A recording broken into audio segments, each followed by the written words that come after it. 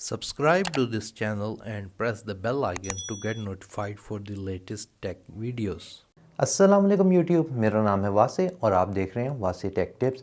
आज की इस वीडियो के अंदर मैं बताऊंगा कि आपने जो भी स्टॉक्स पाकिस्तान स्टॉक एक्सचेंज से परचेज़ किए हैं उनको आप अपने ब्रोकर अकाउंट से अपने इन्वेस्टर अकाउंट में ट्रांसफ़र कैसे कर सकते हैं, इसका प्रोसेस क्या है और इसके लिए क्या क्या चीज़ें रिक्वायर्ड हैं। तो चलिए वीडियो को स्टार्ट करते हैं। सबसे पहले आपके जहन में ये होगा कि वैसे हम अपने स्टॉक्स को अपने ब्रोकर अकाउंट से इन्वेस्टर अकाउंट में ट्रांसफ़र ही क्यों करें। तो इसकी दो रीज़न्स हो सकती हैं। सबसे पहले रीज़न ये है कि मे बी आप अपने ब्रोकर को चेंज करना चाह रहे हों, क्योंकि जिस ब्रोकर के साथ अभी आप जो भी आपका ब्रोकर है वो सही तरीके से काम कर ना रहा हो या बहुत स्लो हो या कोई भी रीज़न हो।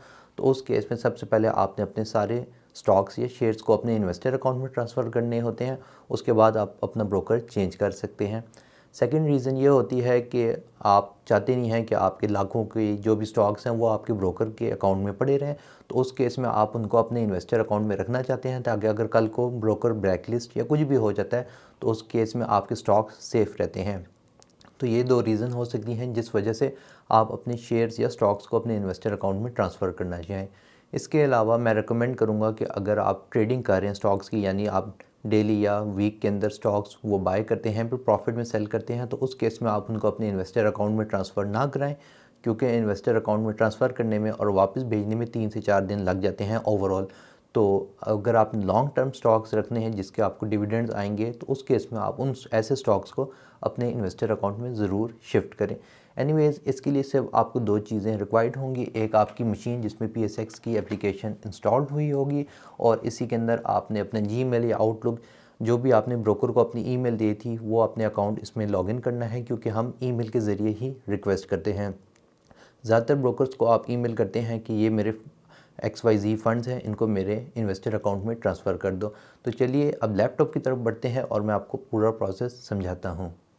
सबसे पहले अपने लैपटॉप पे आपने अपनी ट्रेडिंग एप्लीकेशन को ओपन करना है और उसमें लॉगिन करना है। लॉगिन करने के बाद आपने सिंपली पोर्टफोलियो वॉच के बटन पे क्लिक करना है, और यहाँ पे कोलेटरल्स के अंदर आपको नज़र आ जाएगा कि अभी आपके ब्रोकर अकाउंट के अंदर जो भी आपने स्टॉक्स परचेज़ किए हैं वो कितने हैं। मेरे केस में अभी सिर्फ ईफर्ट के स्टॉक्स पड़े हैं, वो 100 हैं। आपके केस में मल्टीपल स्टॉक्स भी हो सकते हैं। तो अभी मैं सिर्फ ईफर्ट के 100 स्टॉक्स को अपने इन्वेस्टर अकाउंट में ट्रांसफ़र करवाऊँगा। ये लाजमी नहीं है कि जितने के जितने स्टॉक्स यहाँ पड़े हैं उतने के उतने ही आप भेजें। अगर यहाँ 100 स्टॉक्स पड़े हैं तो आप 10, 20, 30 जितने भी जाएँ उतने स्टॉक्स ट्रांसफ़र करा सकते हैं। और अगर आपके पास मल्टी कंपनी के स्टॉक्स पड़े हुए हैं, जैसे कि ईफर्ट हो गया, एंग्रो हो गया, मीज़ान बैंक हो गया, तो आप उन सब मल्टीपल कंपनीज़ के स्टॉक्स भी ट्रांसफ़र करवा सकते हैं। तो मैं सिंपली ये करूँगा कि एक एक्सेल फ़ाइल ओपन करूँगा, वहाँ स्टॉक का नाम और आगे कितने स्टॉक्स मैंने ट्रांसफ़र करने हैं वो लिख दूँगा, क्योंकि ये आगे भी काम आएगी। इसके बाद आपने सिंपली एक्सपोजर वॉच के बटन पे क्लिक करना है, और यहाँ आप देख सकते हैं अवेलेबल अमाउंट मेरे पास 6,800 कुछ रुपए पड़ी हुई है। तो जो मेरा ब्रोकर था उन्होंने कहा था कि अगर मैंने फ़ंड्स को या स्टॉक्स को ट्रांसफ़र करना है अपने इन्वेस्टर अकाउंट में, तो मेरे अकाउंट में मिनिमम 5,000 रुपीज़ पड़े होने चाहिए। तो ये आप देख सकते हैं मेरे पास पड़े हुए हैं। ये ब्रोकर टू ब्रोकर डिपेंड कर सकता है, तो आप अपने ब्रोकर से पूछ सकते हैं। मेरे ब्रोकर जो कि सईद फराज इक्विटीज़ हैं, उन्होंने कहा था कि मिनिमम 5,000 PKR का बैलेंस पड़ा होना चाहिए। एनीवेज, इसके बाद आप कोई भी ब्राउज़र ओपन करेंगे और इस वेबसाइट को ओपन करेंगे cdsaccess.com.pk और अपने CDC अकाउंट में लॉगिन करेंगे।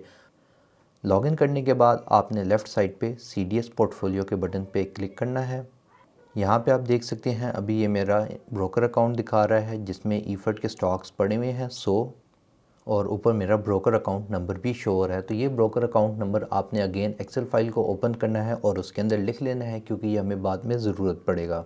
तो यहाँ पे मैं ब्रोकर अकाउंट करके वो अकाउंट नंबर डाल देता हूँ। इसके बाद मैं इन्वेस्टर अकाउंट लिखता हूँ, और यहाँ पे वो इन्वेस्टर अकाउंट लिखेंगे, यानी कि हमारा वो इन्वेस्टर अकाउंट जिधर हम अपने स्टॉक्स को ट्रांसफ़र करेंगे। तो उसके लिए अगेन CDS एक्सेस में आपने ड्रॉप डाउन पे क्लिक करना है और अपना इन्वेस्टर अकाउंट सिलेक्ट कर लेना है। और जब आप सिलेक्ट करेंगे तो साइड पे आपके पास CDC इन्वेस्टर अकाउंट भी लिखा हुआ शो हो रहा होगा। तो मैं इस अकाउंट नंबर को भी अपने पास लिख लेता हूँ। अब जब आपके पास ये सारी डिटेल्स आ गई हैं, आपने अपना ईमेल ओपन करना है जो कि आपने अपने ब्रोकर के साथ रजिस्टर किया था। तो मैंने चूँकि अपना जीमेल अकाउंट रजिस्टर किया था तो मैं वो ओपन कर लेता हूँ। यहाँ पे हम न्यू ईमेल या कंपोज के बटन पे क्लिक करेंगे। 2 में आपने अपने ब्रोकर के सपोर्ट की ईमेल एंटर कर देनी है, जो कि आप अपने ब्रोकर से पूछ सकते हैं व्हाट्सएप पे या उनकी वेबसाइट पे। तो मेरे केस में जो सईद फराज इक्विटीज़ की सपोर्ट की ईमेल है वो मैंने एंटर यहाँ पे कर दी है। उसके बाद आपने सब्जेक्ट लिखना है ईमेल का, तो आप सिंपली यही लिख सकते हैं, request for transfer of shares. उसके बाद आपकी ईमेल की बॉडी आ जाती है, जो कि अगेन आप स्क्रीन से देख के अपने पास लिख सकते हैं। तो यहाँ पे मैंने ये लिखा है, dear sir I have a trading account with company operating under customer ID. तो जो कस्टमर आईडी है आपको अपनी ट्रेडिंग एप्लीकेशन में टॉप राइट साइड पे शो हो जाएगी, वो आपने यहाँ लिख देनी है। And CDC account number, again CDC account number से मुराद है आपका ब्रोकर अकाउंट नंबर, जो कि आपने शुरू में लिखा था। टाइटल जो भी आपका नाम है, please transfer the shares mention below in my said to account. इसमें आपकी पार्टिसिपेंट नेम आपका सीडीसी इन्वेस्टर अकाउंट होगा। सीडीसी इन्वेस्टर अकाउंट नंबर में जो भी आपने अभी अपना अकाउंट नंबर सीडीसी का इन्वेस्टर का निकाला था वो आप यहाँ पे एंटर कर देंगे। अकाउंट टाइटल अगेन आपका नाम आ जाएगा। Details of shares you have to transfer, again जो शेयर्स अब आप ट्रांसफ़र कराना चाहते हैं अपने ब्रोकर अकाउंट से अपने इन्वेस्टर अकाउंट में। मेरे पास चूँकि सिर्फ ईफर्ट के 100 शेयर्स पड़े थे तो मैं वही ट्रांसफ़र करा देता हूँ। जब सारा कुछ आपने लिख दिया है तो हम सेंड के बटन पे सिंपली क्लिक करेंगे और अब हम वेट करेंगे अपने ब्रोकर के रिस्पांस का, और वो यूजुअली 1 to 2 वर्किंग डेज़ में इसको ट्रांसफ़र कर देते हैं। तो अभी 2-1 दिन तकरीबन गुजर चुके हैं और मुझे ईमेल आ गई है e info@cdspark.com.pk। Dear investor account holder, this is to inform you that 100 securities of Agro Fertilizers, again वही जो ईफर्ट की 100 स्टॉक्स मैंने ट्रांसफ़र किए थे, have been moved in your investor account. आगे मेरा इन्वेस्टर अकाउंट नंबर आ रहा है फ्रॉम अकाउंट नंबर, और ये मेरा ब्रोकर अकाउंट नंबर आ रहा है और मेरा नेम भी शो हो रहा है। तो इसका मतलब है कि जो मैंने रिक्वेस्ट की थी फ़ंड्स ट्रांसफ़र की या स्टॉक्स ट्रांसफ़र की ब्रोकर से इन्वेस्टर अकाउंट में, वो होगी है और ये आपको ऑफिशियल ईमेल भी आ जाती है। इसके अलावा आपको आपकी ब्रोकर की ईमेल भी आती है, उसमें सेम चीज़ ही लिखी होती है। अब अगर आपने कंफर्म करना हो तो आप सिंपली अपनी ट्रेडिंग एप्लीकेशन को ओपन करें।